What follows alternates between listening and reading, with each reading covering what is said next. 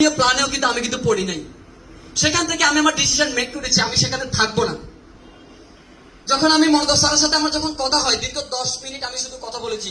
Last একটা হোটেলে আমাকে নিয়ে যায় যে জায়গাটাতে গেলে মোবাইলের কোনো চার্জ থাকবে না, যেখানে আমাদেরকে কেউ ডিস্টার্ব করবে না, ওরকম একটা জায়গায় ওরকম একটা পরিবেশে উনি আমাকে নিয়ে যায় এবং জানে আমাকে এমন একটা পরিবেশে উনি নিয়ে যাবে যেখানে গেলে আমার কোনো কল আসবে না এবং আমি ডিসিশন নিতে আমার জন্য সহজ হবে। লাস্ট আমার লাইফের সেরা একটা সিদ্ধান্ত যদি আমাকে যদি বলেন সেটা হচ্ছে ডিএক্সএন। এবং এই ডিএকশনের কারণে আজকে আমি অসংখ্য মানুষের মুখে হাসি ফোটাতে পেরেছি। দেখেন আজকে যদি আপনি আমাকে যদি বলেন যে সাফেদ আপনি প্রত্যেকটা মানুষকে অন্তত এখানে আমরা নিয়ার অ্যাবাউট যদি আমি যদি ভুল না করে থাকি 350 থেকে 400-500 মানুষ আমরা আছি।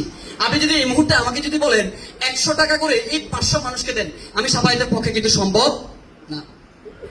আপনি যদি আমাকে যদি বলেন যে এখানে আমরা যতজন মানুষ আছি প্রত্যেকটা ব্যক্তিকে 1000 টাকা প্রতি মাসে অনলি 1000 টাকার একটা কর্মসংস্থানের